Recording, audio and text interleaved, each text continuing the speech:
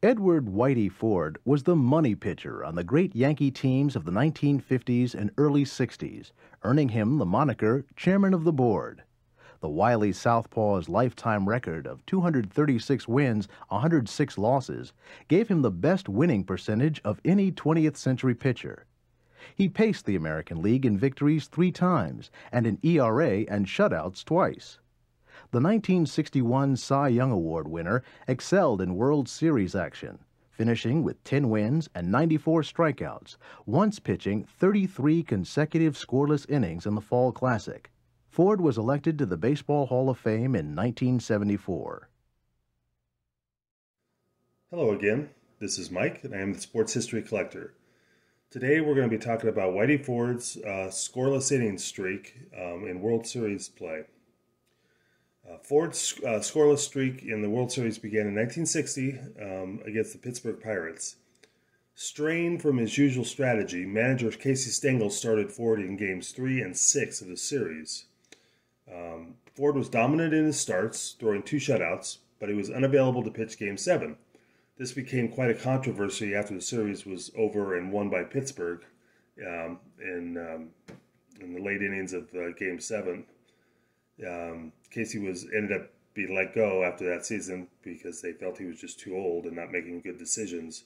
But both Ford and Mantle, many years later, they knew that if Ford was able to pitch that Game 7, he had been so dominant against the Pirates, they just couldn't touch him. And they probably would have won the series. And then, if they had, we would have lost one of the great World Series and baseball's historic plays by not having the Mazeroski home run that won the series. Anyway, in '61, Ford produced perhaps his best season in a Major League uniform. The Yankees ace compiled a 25-4 record with a 3.21 ERA, while leading the league with 283 innings pitched en route to his first and only Cy Young Award win. In a year when teammates Roger Maris and Mickey Mantle dominated the headlines while chasing Babe Ruth's single-season home run record, Ford took his own run at the Babe.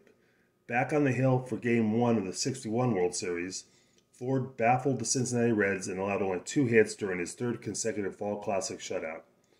The stage was set in Game 4 on October 8th at Cincinnati's Crosley Field. The Reds looked to tie the series at 2 games apiece, but Ford had other plans. Needing to throw 3 innings of scoreless baseball to break Ruth's record, Ford proceeded to throw 5 shutout innings and led the Yankees to a 7-0 victory. He was the greatest pitcher I ever saw, said manager Ralph Houck, who watched Ford from the Yankees bench from 1961 to '63. He had a pitch for every situation and every hitter. The Yankees and Ford would go on to play in the '62 World Series, and Ford would pitch a scoreless inning and 2/3 before giving up a run. So the record, from the point where I was a kid till current, had always been 33 and 2/3. That's the 32 innings from the '61 World Series, and then the 1 2/3 innings from the '62 World Series. But since then, I don't know how recent this has been, but the historians and statisticians have changed the rules that they had to be a complete inning. So now the World Series scoreless innings record, still held by Ford, is now 33 innings instead of 33 and 2/3. But for this video, this is for the record breaking, so it was 32 as of the '61 World Series. When interviewed after the game 4 of the World Series in '61, Whitey Ford, keeping in mind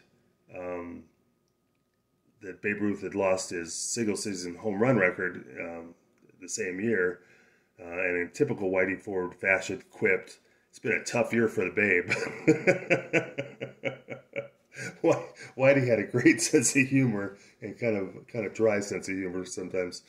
But anyway, this is what I have in my collection here representing the record. I have a Game 4 ticket stub.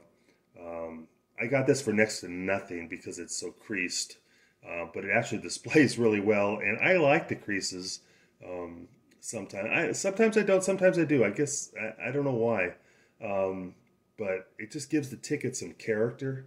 I mean, even if it had like a mustard stain on it, you knew someone had it at the game. Nowadays, they just print out tickets and people don't go to the games. Well, actually, nowadays they don't even print out the tickets. But you know, in recent years, people wouldn't go to the games and you just have a ticket. And even though the ticket was purchased, you know, for the game, it wasn't necessarily at the game. But this ticket was at the game, and I also have a 1962 World Series Game 4 card representing the game for 61, where it says Whitey Ford sets mark.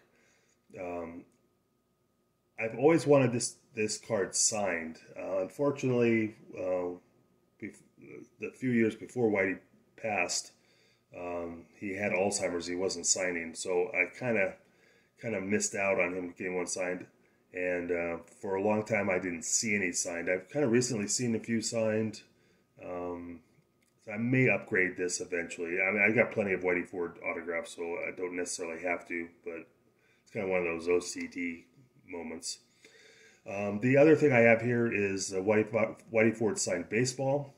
This I got in 88 or 89. This is the first time I met Whitey Ford, and it was also, coincidentally, first time I had met Mickey Mantle. They were sitting next to each other, signing autographs at a hotel show in California, Pasadena, California.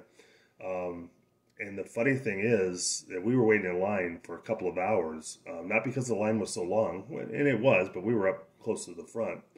But both Ford and Mantle were late, and of course, we thought, well, you know, travel and everything, maybe they couldn't get here on time, whatever. No, they were actually, this was at a hotel, and they were actually staying at the hotel, and somebody in line who also was staying at the hotel said that he was in the bar the night before, and Whitey Ford and Mickey Mantle had closed down the bar, and I guess they were looking pretty bad. So I guess they had a hard time getting up the next morning.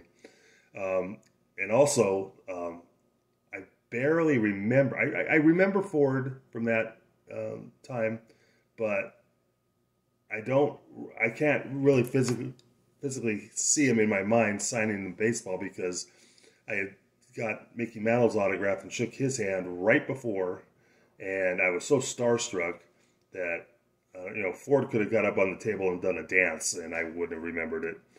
But I love Whitey's signature, and he always signed balls really well. So that's what we have here. Anyway, I hope you enjoyed the story of Whitey Ford breaking Babe Ruth's record. By the way, Babe Ruth's record lasted for 48 years, and currently Whitey Ford's record is still going strong at 61 years, so it's lasted quite a while. Anyway, hope you enjoyed this, and we will talk to you soon. If you don't like me, brother, that's okay. I ain't gonna let it wreck my day. I keep styling, smiling, handing out the sunshine. I got no good reason why. Damn, it feels good to be me. See, laid back in my colors.